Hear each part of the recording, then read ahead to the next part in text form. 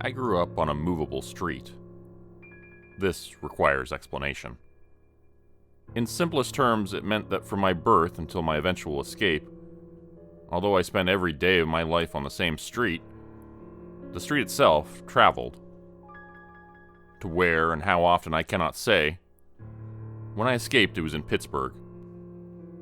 When I first saw the rolling, it was in Rome. I imagine the street traveled frequently, secretly and globally, and I know it traveled as a rolled-up Armenian rug in the back of a white, unmarked delivery truck. But much beyond that remains a mystery to me.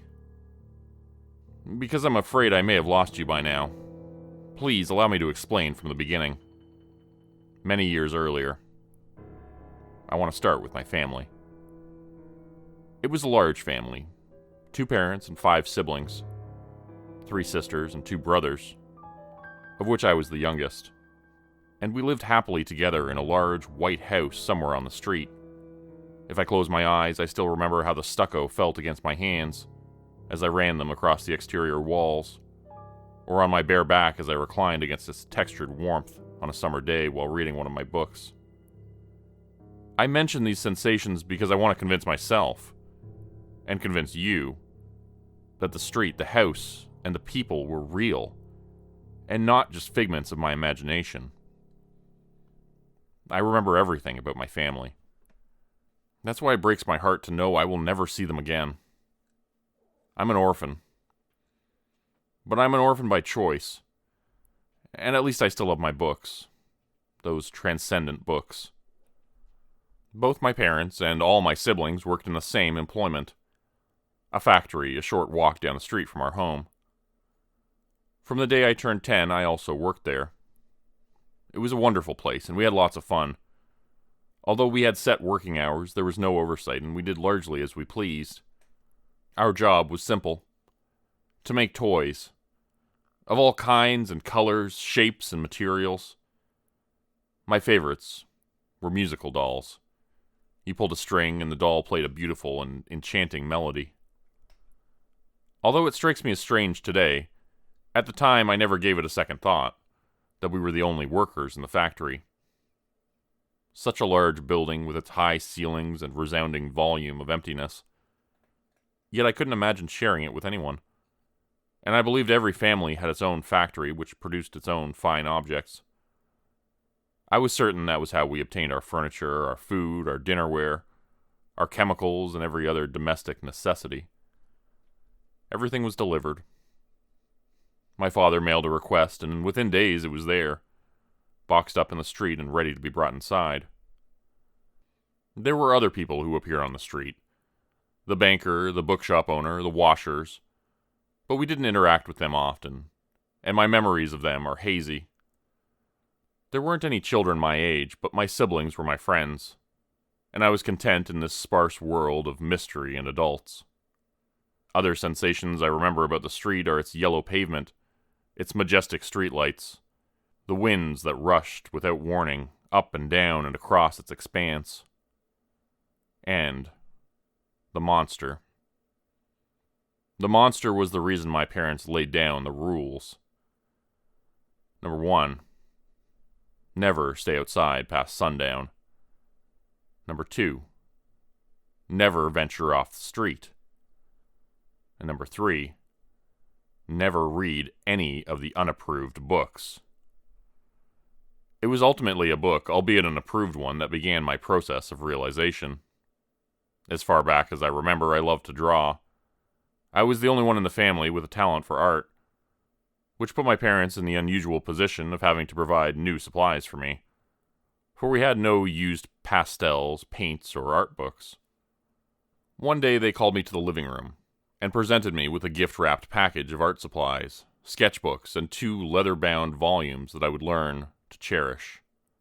A Brief Illustrated History of Western Art by R.W. Watson, and Drawing, Materials and Techniques, 2nd edition, by Vladimir Kunin.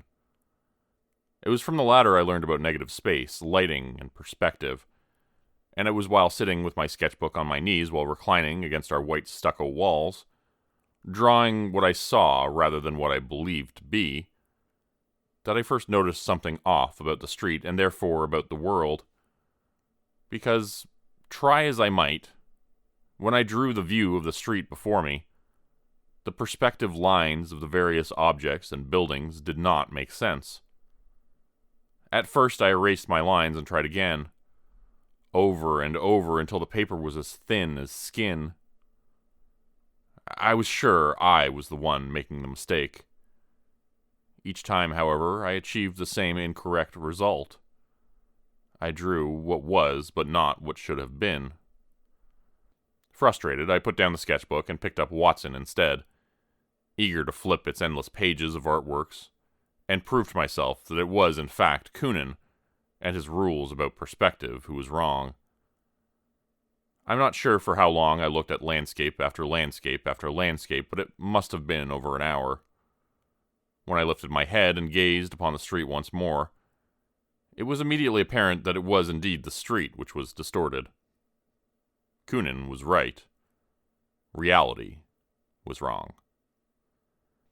I said nothing to my parents or siblings, but continued with my observations, and over the following weeks discovered that not only perspective, but also light, transgressed the rules. The effect this had on me is difficult to describe, but it was profound. I can only ask that you imagine yourself in a room with two objects, a table and a chair and one light source, yet the shadow of the table contradicts the shadow of the chair, and as you cross the room you realize that you cast no shadow at all. Had I been a few years younger, I would have likely brought my findings to my parents' attention, and they would have soothed my fears with adult words and children's stories, taken away my art books, and hugged me until the fog of desirable forgetfulness rolled in. Perhaps I would have even done so at the time, if not for another far more sinister experience. For the first time, I transgressed the rules. It was a Tuesday afternoon, and after finishing my workday at the factory, I took my usual route home. But instead of going inside to eat dinner and read one of my books by the fireplace, I walked past.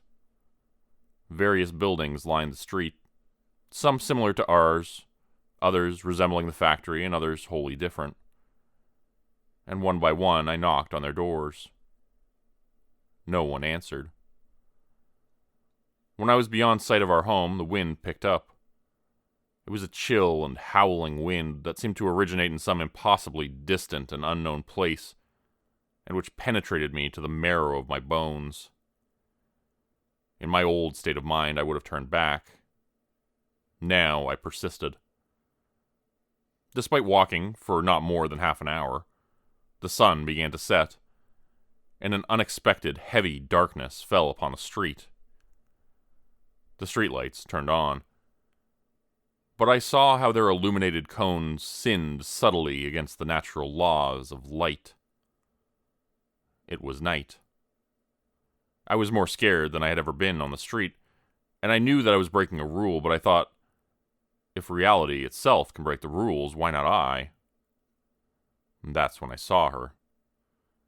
A little girl strolling ahead, so innocent and tiny in the void between the buildings looming on either side of her.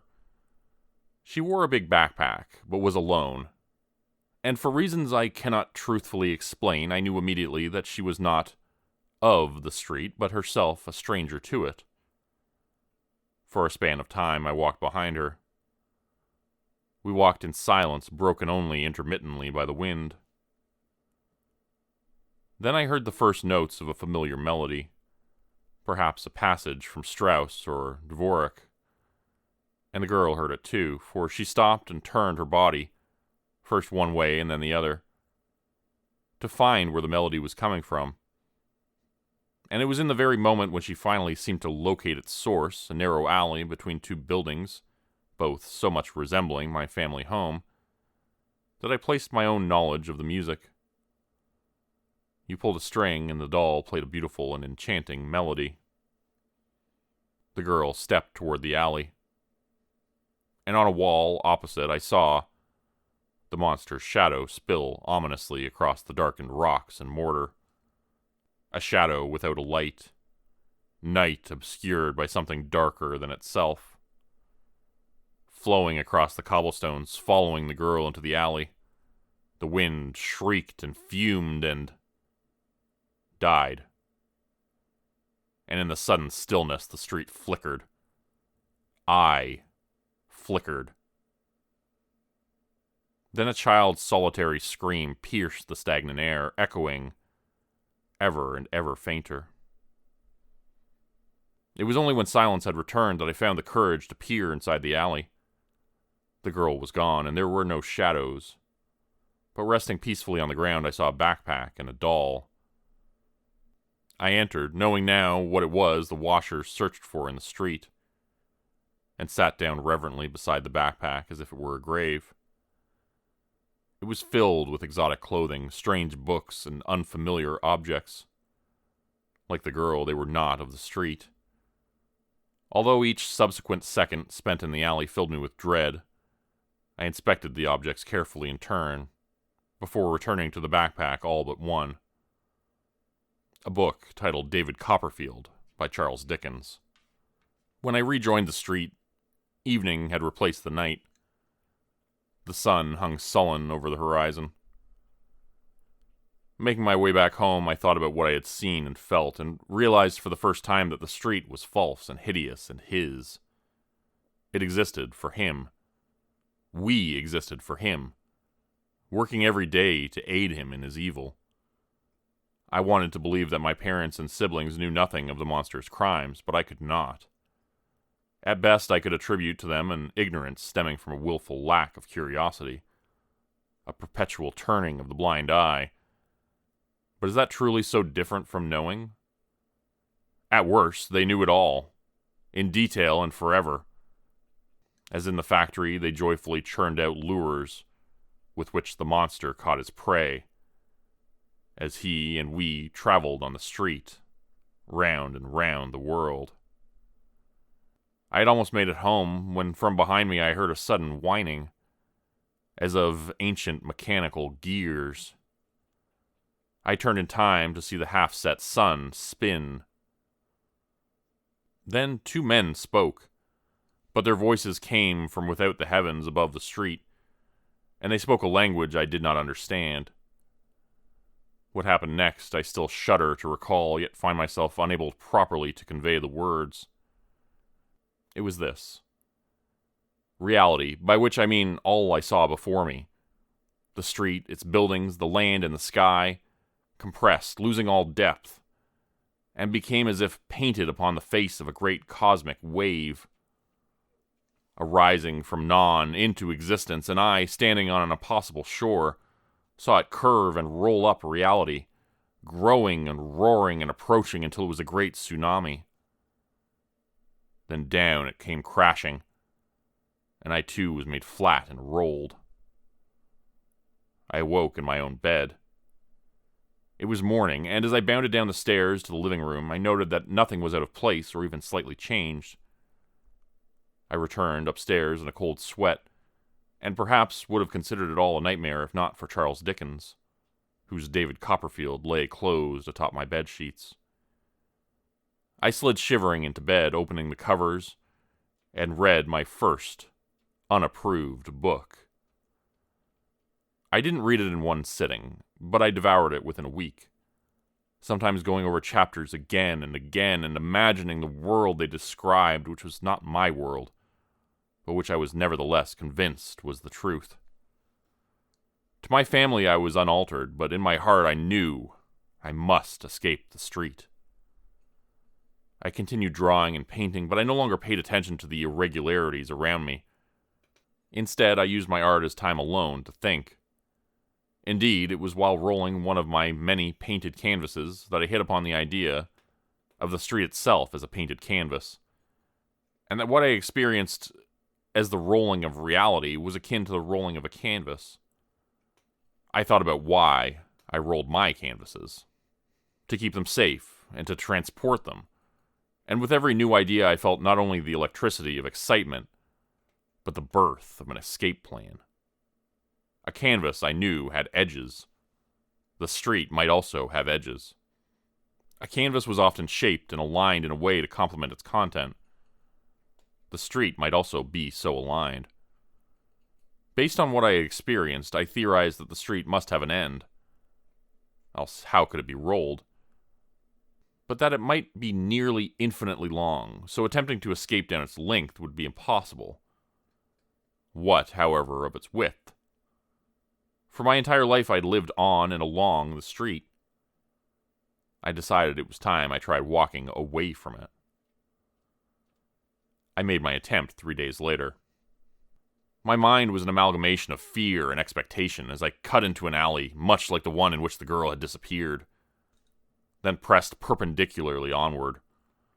I forbid myself from looking back, yet my imagination fabricated mental images of shadow and pursuit. I trudged past them, and some time later noticed that the details of the world around me were degrading into grayness, haze, and an overall lack of sharpness and precision. I felt like I had entered the background of a giant painting. And then, over an ashen hill, I saw the dynamic, focused colors, and heard the absolute chaos of a mass of people, and the living, breathing world. Your world. The real world. I stopped short of crossing over, but I stared, mesmerized by its alienness. Its brilliance and complexity took my breath away.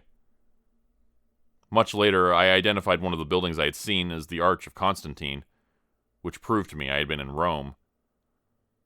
But, having seen its edge, I returned to the street. That had always been the plan. I had to know the edge existed before I could escape it. And as I stepped through the doors to my home, my parents and siblings flocking around me, I had been gone almost a week, I made the decision to leave them behind forever. In those initial moments of love and excitement as we embraced each other, I even tried to introduce them to a fraction of truth, a mere insinuation of doubt. But they would not have it. They scolded me and warned me and laughed at the suggestion that the street was not the world. And in the morning, they went dutifully to work in the factory.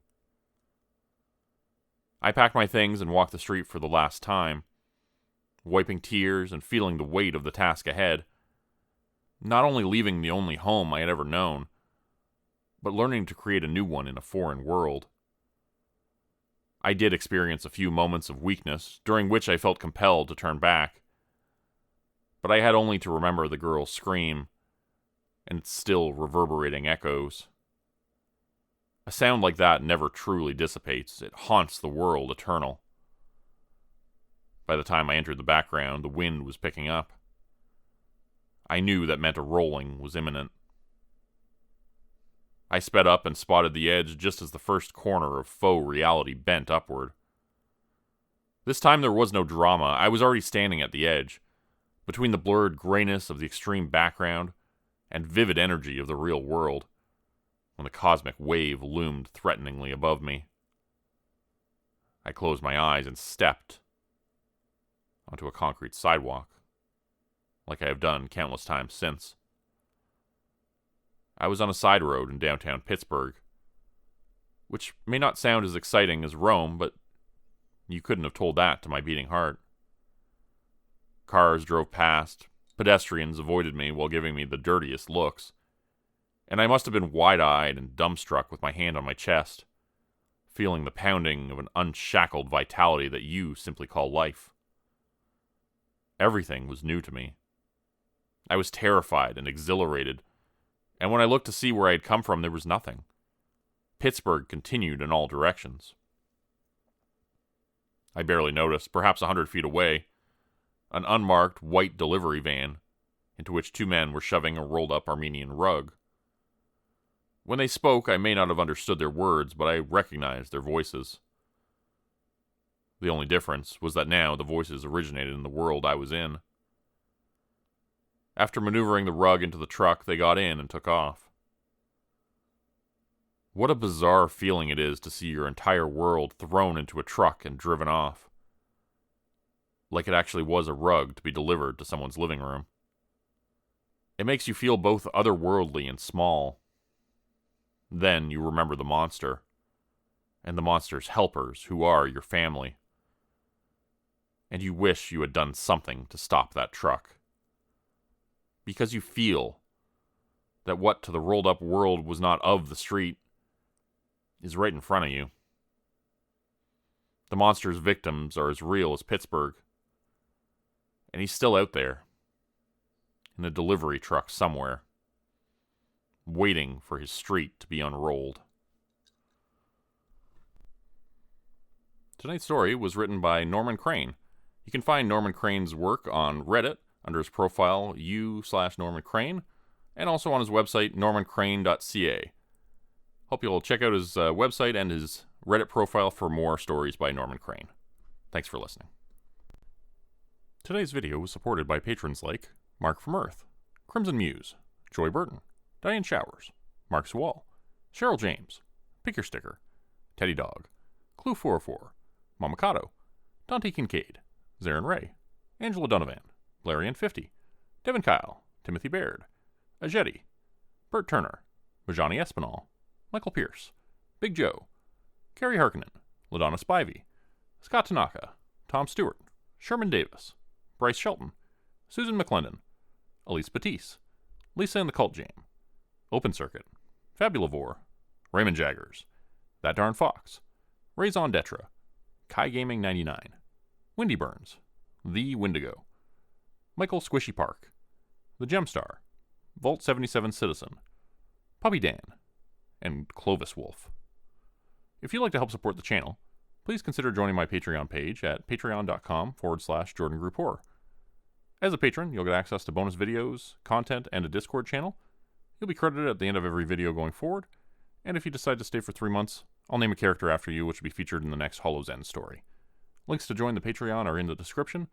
Thanks everyone for listening. Please like, subscribe, and comment to help the channel continue to grow, and see you again next time at 4 p.m. Eastern Standard Time. Hope you have a great night.